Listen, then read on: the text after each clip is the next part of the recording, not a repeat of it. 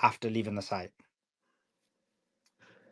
So a correction that I would like to make to that, that on the 28th of May during distribution, the site that I was on was site number 3. Regardless of which site it was, sites 1, 2, and 3 are all south of the Morag corridor. The only way to get to site 1, 2, or 3 is that you have to go the same route. But for clarity, on the 28th of May, when I met Amir, that was at secure distribution site 3. On that day, the it arrived to the towards the end, women, children, elderly. There were no like whole boxes of food left. There were scraps. And in the pictures that I've shared, in the videos that are there, there's a young boy. He's wearing a black shirt. He has a box, and that wasn't a whole box of meals. That was a box an empty box that he found discarded that he was putting items in. And then there was also Amir, young boy, who at the time I thought was maybe 6 or 7 because he was so small. Later found out he was 10. And he had items of food in his hand that were that was not a whole box or a whole meal. It was a discarded bag of half a bag of rice, a partial bag of flour, a bag that had a torn bag that had some lentils in it and some other items that he had picked up from the ground. He didn't have shoes. That's a fact. In order to get to Site 3, he had to travel at a minimum, if he was at the closest location from Khan Yunis to travel to the Western Corridor, down to the Morag Corridor, at a minimum 8 kilometers, likely more, without shoes, hungry, emaciated. I could tell by the physical features that he hadn't eaten. He was dehydrated. And when he walked up to us, he kissed the hand of the contractor next to me, standing next to me. He kissed his hand and said, "Thank you, shukran," and bowed. And then he came to me next.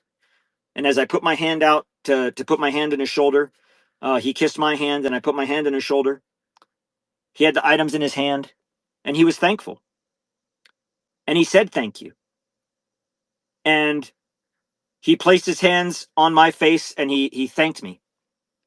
And he thanked there was multiple of the guards that were there because we were keeping our distance from the crowd. And he was thankful. And he left with the crowd. He had no parents there. There were no adults with him. There were no siblings with him.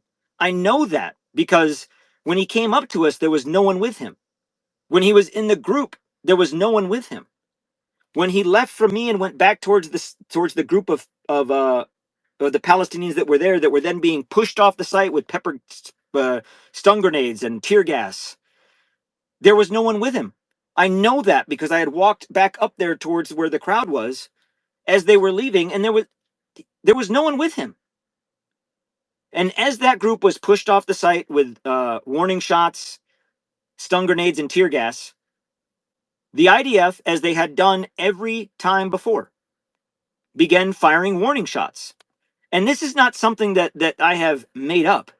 The IDF themselves, in their release statements, have clearly taken responsibility that they communicate with the Palestinians by shooting at them. They shoot at their feet, they shoot at the berms, they shoot over their head. There is so much video and eyewitness testimony evidence to this that at this point, it's not even a question. It's a fact. The Palestinians get fired upon. On this particular incident, on site number 3, the exit, again, I told you, right next to the site is an IDF base, a tank unit. And there's a berm. And as you're leaving site 3, that berm makes it impossible for the IDF to see the exit from where they are. but they were shooting warning shots at the intersection of where the road leading out of Site 3 hit the Morag corridor to travel west, where they were required to travel on, forced to travel on. And the IDF were firing warning shots at that intersection. Well, this group at the end, women and children primarily, some older men, that were panicked and running off of the site, ran right into that wall of machine gun fire. Did the IDF know that they were there as they saw? I don't know. I wasn't sitting where the IDF was. But I do know that the IDF was shooting. And I do know that the IDF was shooting towards the direction of the crowd. And I do know that this group of Palestinians, as they left the site, ran into this wall of gunfire. And that people were hit with bullets. Amir was amongst one of those that was hit. Now, some may say, well, you don't know if he was dead. I was not authorized to leave the site. So did I leave the site and go and conduct a medical assessment? No. But I did see Amir, as well as others, drop to the ground and not move. I saw others that had been hit by bullets and were dragging themselves away or limping. I saw some people that were hit with bullets that other Palestinians that were with them were carrying them and dragging them away. And that people that were left there for dead. I saw that. That happened. So that's the incident that occurred on the 28th of May at site number 3 that involved the young boy, Amir. Now, Anthony, there has been attempts to try to discredit you by the GHF, who put out, and I've seen this, I don't know the answer, but I do want to hear your thoughts on this. Who basically put out a picture that they claim occurred 2 days later, where a boy, another boy, well, I know it's quite clearly not Amir, but that being said, they claimed it was Amir 2 days later and said that, look, he's alive. What's your thoughts on that? And do explain your perspective on it. The world should condemn that action, and the world should demand accountability, and that the Gaza Humanitarian Foundation have responsibility for that deceitful and evil propaganda. Number one, this is what they said. Here's a picture of Amir. Well, who took that picture that they used? I did. Then they showed another picture that said, here was Amir 2 days later, on the 30th of May, at the same site.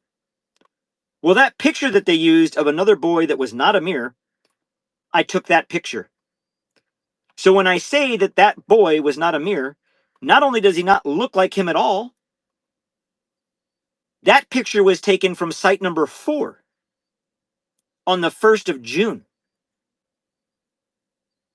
So the picture of Amir from the 28th of May from site number 3 in the south, they then used a picture of a different boy that was taken on the 1st of June from site number 4, and that picture was taken by me. It's embarrassing. GHF attempted to just lie to the world and say, look, every Palestinian boy looks alike. They won't know the difference. It's racist. It's bigotry. It's dehumanizing. It is on par for how the Gaza Humanitarian Foundation treats Palestinians, like they don't matter.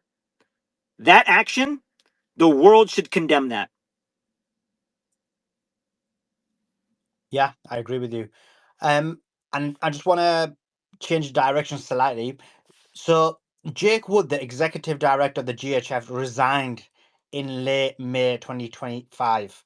He cited the organization's inability to maintain independence and adhere to core humanitarian principles. What's your thoughts about his resignation? Because I'm gonna move on to like what happened with you, but what's your thoughts on his specific resignation? On the 26th of May, and why that is significant, that's the day that we began operations. That was the big start, the cutting of the ribbon, the yellow shovel for the breaking of ground, the shotgun start to the race. That was the day we started, the big day. And the head of the Gaza Humanitarian Foundation stepped down, resigned, stepped down in protest, citing that the process could not be done in upholding humanitarian principles. Those are his words, not mine. And boy, I didn't know what I know now, but he was absolutely correct. What's also important to note is on the 27th of May, the second in charge of the entire contract, the number 2 guy in charge of the entire security contract in Gaza, resigned in protest because he identified that there are too many dangers and risks that the leadership of GHF and SRS and UG Solutions have not taken into account to change or fix. And he resigned in protest. So within the first 24 hours of the entire Gaza Humanitarian Foundation and the contract operating in Gaza, the number 1 guy, the head of the Gaza Humanitarian Foundation, stepped down.